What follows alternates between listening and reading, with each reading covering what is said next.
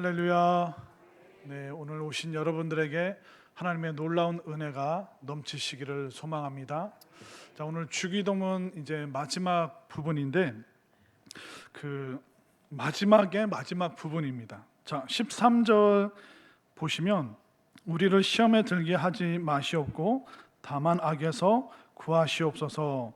자, 그 다음 내용이 괄호 안에 들어가 있죠.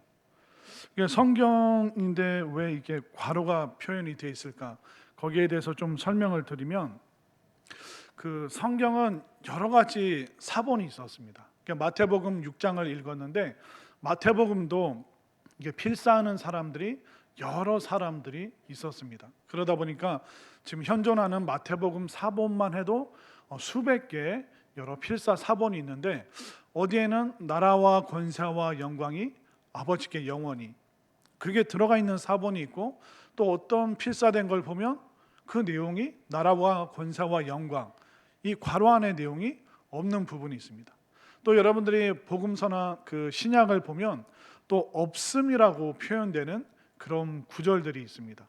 이게 쭉 성경 읽다 보면 없음하고 그 다음 성경이 나오고 그 내용이 없음의 내용이 뭐냐면 다른 사본에는 예를 들면 뭐 32절이 있는데 또 이 사본에는 32절이었고 그렇게 이제 교차 검증을 했을 때 이렇게 괄호가 들어가 있다는 것은 많은 사본이 나라와 권세와 영광을 표현하고 있기 때문에 넣고 또 어떤 부분에 없음이라고 표현된 것은 뭐냐면 여러 사본 중에 이 뭐 마가복음 이 내용이 다른 사본에는 없는 부분이 70%고 있는 게 30%이기 때문에 없음으로 표현하되 그런데 이 내용의 다른 사본은 이렇게 기록되어 있다라고 성경이 추가적으로 표현하고 있습니다. 이처럼 하나님께서는 여러 사람을 통해서 또 여러 표현을 통해서 우리가 하나님의 뜻을 알아가도록 역사해 주시는데 이 괄호 안에 있는 나라와 권세와 영광 이것이 아버지께 영원히 이것은 여러 사본 중에 있기 때문에 이제 괄호로 표현되어 있습니다. 그런데 이 나라와 권세와 영광은 그 당시 초대교회 성도들이 기도를 마무리할 때 항상 넣었던 내용입니다. 우리도 기도할 때 아까 서성호 목사님이 이렇게 쭉 기도 인도하신 다음에 맨 마지막에 뭐라고 기도합니까? 예수님의 이름으로 기도드립니다. 아멘. 이게 우리 지금 현대 기독교의 기도의 기본적인 마지막 마무리입니다. 그럼 초대교회 교인들은 어떻게 했을까요? 바로 나라와 권세와 영광이 아버지께 영원히 싸움나이다. 아멘. 이게 그 기도의 기본적인 마무리 마지막 부분이었습니다. 그래서 이 기도 괄호 안에 있는 이 기도를 뭐라고 얘기하냐면 송영이라고 얘기합니다. 이 송영은 우리가 그 주일날 제가 축도 딱 끝나면 마지막에 이제 피아노 반주가 있거나 아니면 찬양대가 어떤 찬양을 하거나 그것을 송영이라고 합니다. 마지막으로 내가 나지막히 읊조린다. 마지막으로 내가 나지막히 마음에 새긴다라는 뜻이 바로 송영이라는 뜻입니다. 그래서 그 예배의 마지막 부분을 내가 오늘 예배 전체를 내 마음에 새길 때 그것을 송영이라고 얘기하고 예수님이 가르쳐 주신 하나님을 향한 세 가지 기도 또 우리 자신을 위한 그 네 가지 기도 그 기도의 내용을 내가 마지막으로 마음에 새깁니다라는 뜻으로 나라와 권세와 영광이 아버지께 영원히 있사옵나이다. 결국 하나님께 이 모든 기도의 내용이 상달되기를 또 그 마음 가지고 내가 이 자리를 떠납니다라는 의미가 바로 이 괄호 안에 있는 나라와 권세와 영광 마치 우리가 예배의 마지막을 딱 마음에 나지막히 새기듯이 이 기도의 내용을 초대교회 성도들은 나라와 권세와 영광으로 마음에 새기면서 이제 자리를 떠났던 것입니다. 그래서 오늘 이 말씀을 쭉 보면서 우리가 다시 한번 이 기도의 마지막을 내가 어떻게 장식을 해야 되는가 어떻게 내가 마침표를 찍어야 되는가 우리가 알 수 있는데 자 그래서 괄호 안에 있는 내용 13절 말씀 다시 한번 읽어보겠습니다. 시작. 나라와 권세와 영광이 아버지께 영원히 싸움나이다. 아멘. 자, 여기 나라가 나오죠. 나라는 뭐냐면 통치권을 가진 권세 있는 국가를 나라라고 이야기를 합니다. 뭐 여러분들이 어디 뭐 금산이나 옥천에 가서 이 산을 이제 내 나라라고 하겠다 하면 아무도 그거 인정을 안 해줍니다. 왜냐하면 거기에는 법과 또 주권과 영토와 국민, 여러 가지 어떤 권세가 거기에 펼쳐질 때 그걸 국가, 나라라고 얘기를 하지, 그냥 나 혼자 뭘 어떻게 하겠다고 해서 이 나라와 국가가 성립되는 것이 결코 아닙니다. 그래서 우리 스스로 할 수 없는 것이 바로 나라와 국가인 것이죠. 그리고 우리가 세상에서 역사 속에서 바라본 그 모든 나라는 영원하지 않았고 일시적이었습니다. 바벨론, 그리고 아수르, 또 헬라, 페르시아, 로마, 징기스칸, 뭐 나폴레옹, 이런 사람들 다 생각해 보면 거대한 나라뿐만 아니라 나라와 나라가 연합한 제국을 이루었던 그런 시절이 있었습니다. 그러나 그들은 다 역사의 뒤안길로 사라지고 말았습니다. 그래서 하나님께서 세우시는 그 나라만 영원하지, 우리가 이 인류 역사 속에서 보는 이 나라는 영원하지가 않습니다. 우리나라만 생각해도 대한민국 이전에 조선이라는 나라가 있었죠. 조선 이전에 고려가 있었고 또 고구려, 뭐 신라, 백제, 가야, 여러 나라들이 존재했습니다. 또 대한민국이 나중에 어떻게 또 이름이 바뀌게 될지, 또 대한민국과 북한이 한 나라가 되면서 또 국호를, 나라의 이름을 또한 바꿀 수도 있는 것입니다. 또 이제 제가 몰래 기도하지만 중국도 몽골도 우리가 꿀꺽하면 어떨까? 이러면 제가 중국에 잡혀가겠죠. 그렇기 때문에 우리의 영토가 어떻게 확장될지 알 수가 없는 것입니다. 그렇기 때문에 우리가 살아가는 이 역사 속의 나라는 영원하지가 않죠. 여러분들은 러시아가 익숙합니까? 소련이 익숙합니까? 소련이 더 익숙하죠. 그건 뭐냐면 소비에트 연방입니다.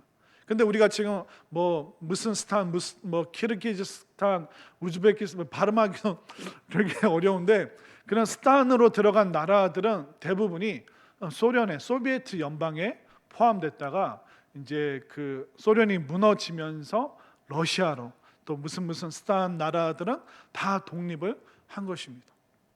미국과 함께 팽팽하게 그 패권을 겨뤘던 그 소련도 결국 무너진 것을 여러분들 당대에 그것을 보았던 것이죠. 그렇기 때문에 우리가 바라보고 있는 이 땅의 나라는, 제국은 영원하지 않습니다. 어떤 나라만 영원할까요? 바로 하나님의 나라, 하나님이 통치하시고 하나님이 다스리시는 그 나라만이 영원합니다.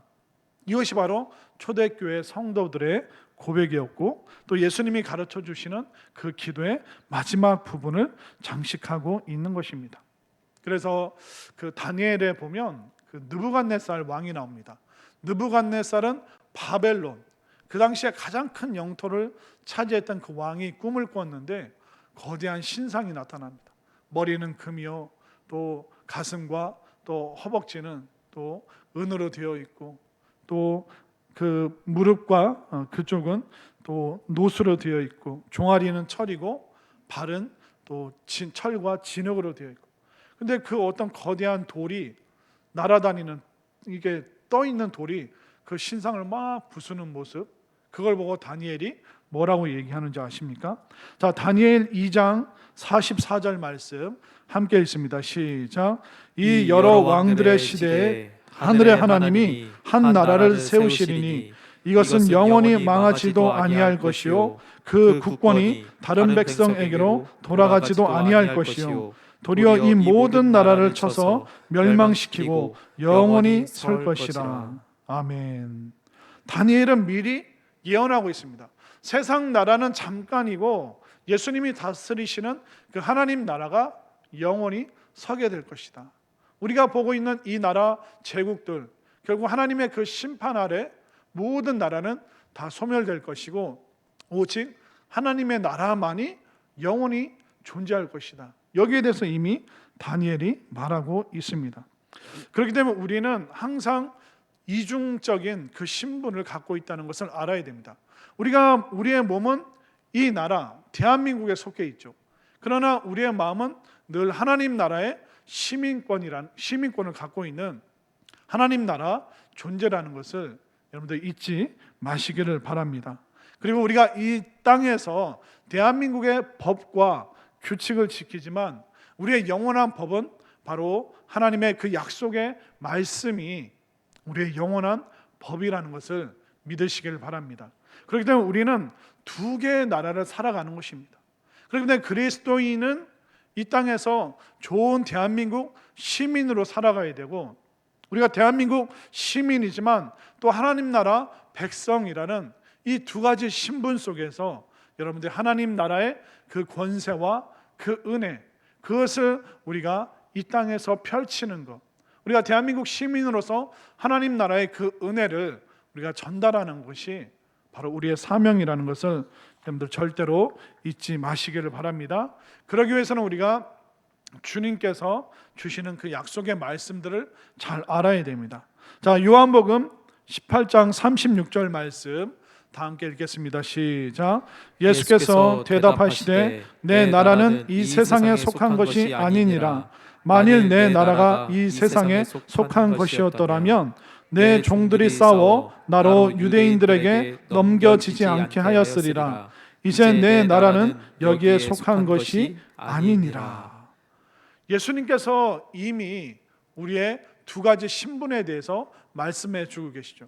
그러니까 예수님의 그 신분은 바로 하나님 나라의 통치자, 이 땅의 통치자가 아니라 하나님 나라의 통치자이기 때문에 내가 유대인들을 일으켜서 로마와 싸우도록 하는 이 땅의 방식으로 내가 세상을 구원하는 것이 아니다.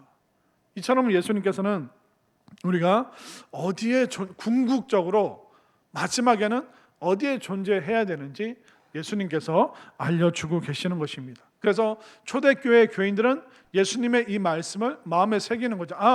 우리가 지금 로마의 압제를 받고 있지만 궁극적으로 하나님 나라의 그 통치를 받게 되는구나. 로마의 황제들이, 군인들이 아무리 강력해도 마침내 예수님이 다스리시는 그 순간이 오면 이 나라는 결국 사라지는구나. 그렇기 때문에 초대교회 교인들이 당당하게 그들이 믿음을 지키고 하나님 나라를 위해서 형장의 이슬로 사라지는 것, 그들이 두려워하지 않았던 것입니다. 또 종교개혁 당시에 루터와 또 수많은 종교개혁자들, 로마 가톨릭의 박해가 있었고 여러 왕과 여왕들의 핍박이 있었지만 그들이 무너지지 않을 수 있었던 이유가 뭡니까?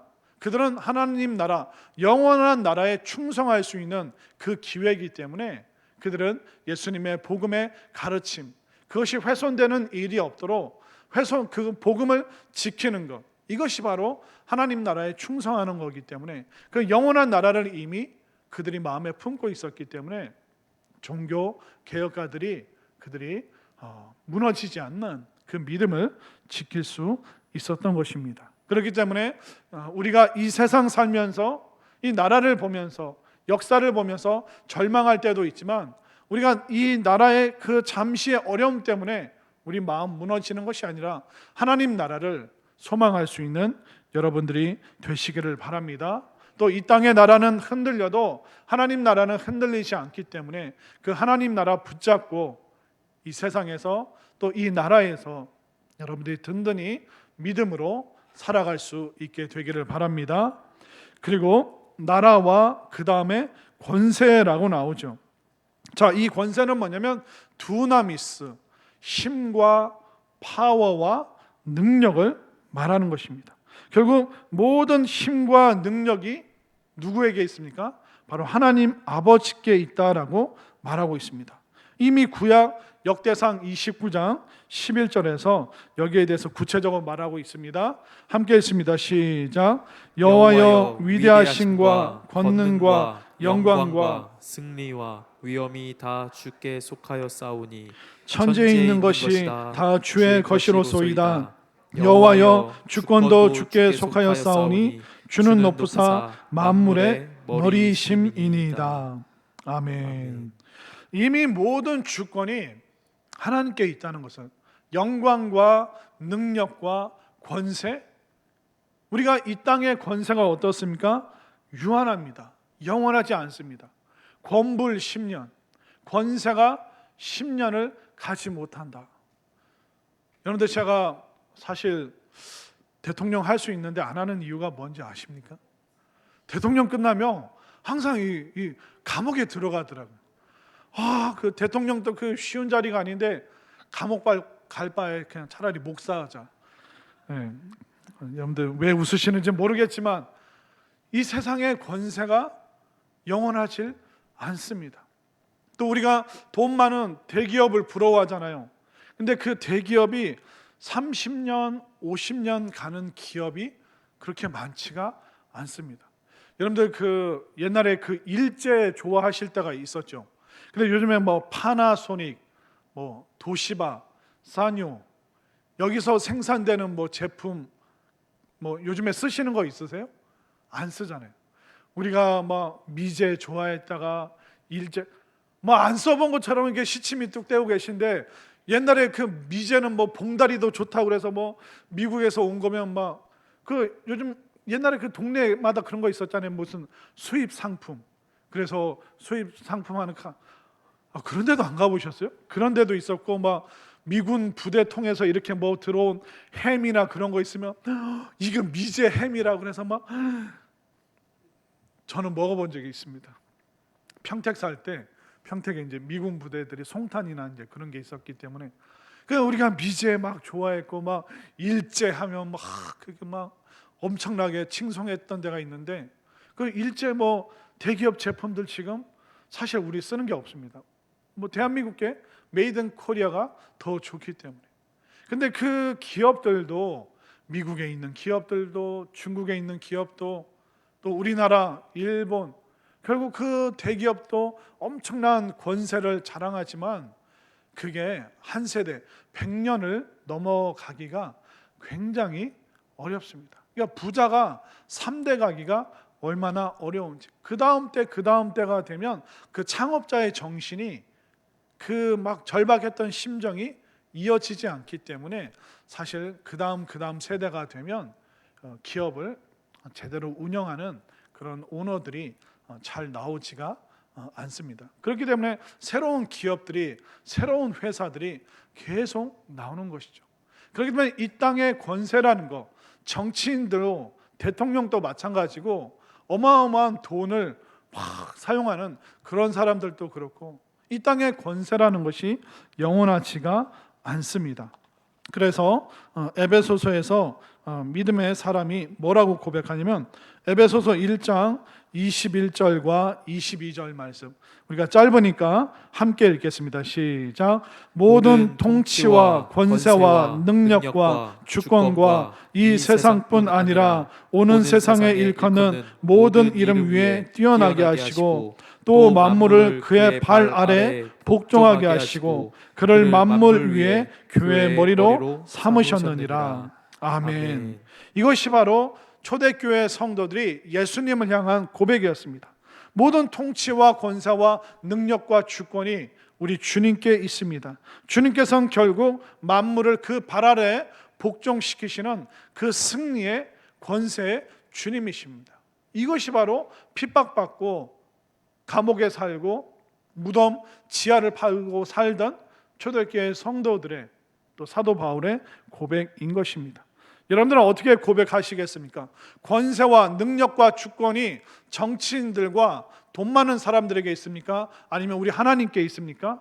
이것이 여러분들의 고백이 될 수 있기를 바랍니다. 여러분들은 세상 권세를 무서워합니까? 아니면 주님의 그 권세를 더 두려워하십니까?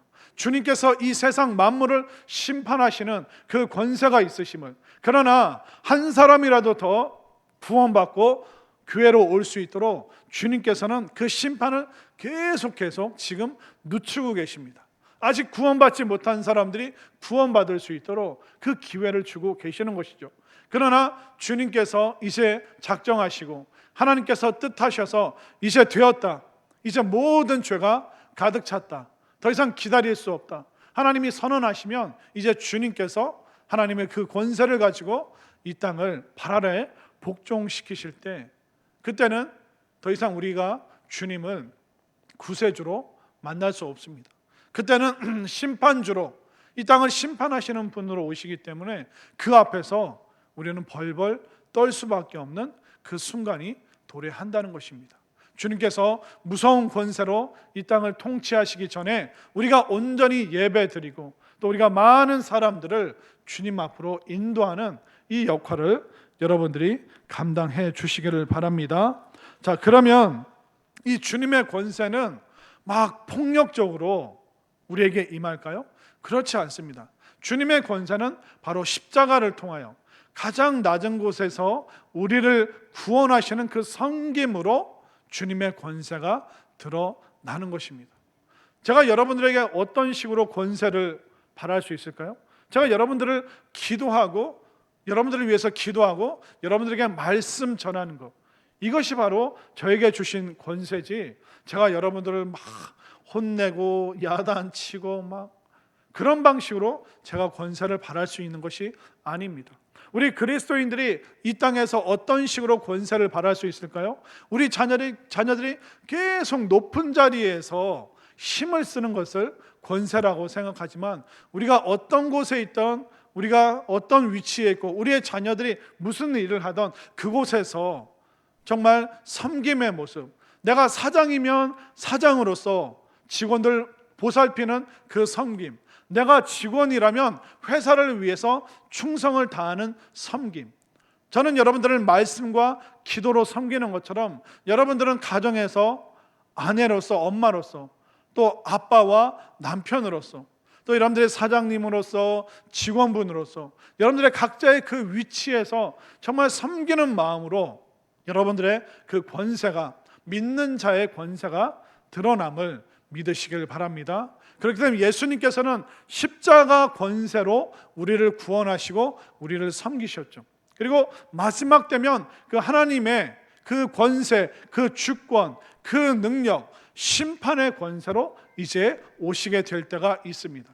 그렇기 때문에 우리는 그 구원과 심판 그 사이에서 아직 시간이 있기 때문에 우리는 섬김의 권세로, 기도하는 권세로 많은 사람들을 구원받는 자리로 인도하는 이 역할을 기도하는 중에 여러분들이 체험하고 경험하고 또 이 은혜를 여러분들이 누릴 수 있게 되기를 바랍니다. 자, 그 다음에 나라와 권세와 그 다음 세 번째가 영광이죠.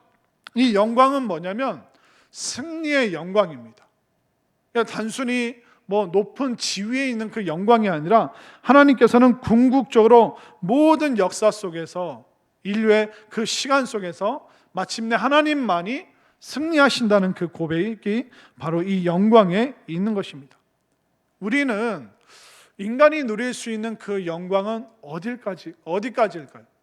인간이 누릴 수 있는 그 영광은 뭐냐면 하나님의 영광을 노래하는 것이 우리에게 영광이 되는 것이지, 막 내가 잘나고 내가 교만하고 난 참 대단해, 우리는 그냥 하나님이 지으신 피조물이고, 하나님이 지으신 그 피조물은 하나님을 영화롭게 할 때 그 영화로움의 빛이 우리에게 비치기 때문에 어떻게 보면 우리는 반사하는 역할이죠.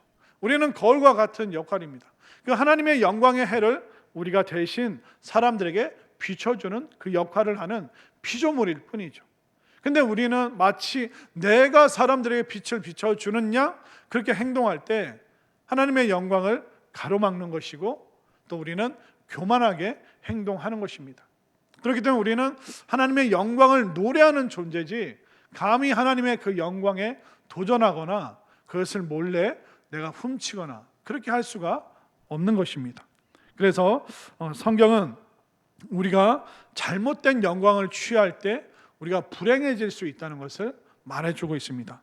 창세기 11장 4절 바벨탑 사건 한번 볼까요? 함께 읽습니다. 시작. 또 말하되 자 성읍과 탑을 건설하여 그 탑 꼭대기를 하늘에 닿게 하여 우리 이름을 내고 온 지면에 흩어짐을 면하자 하였더니.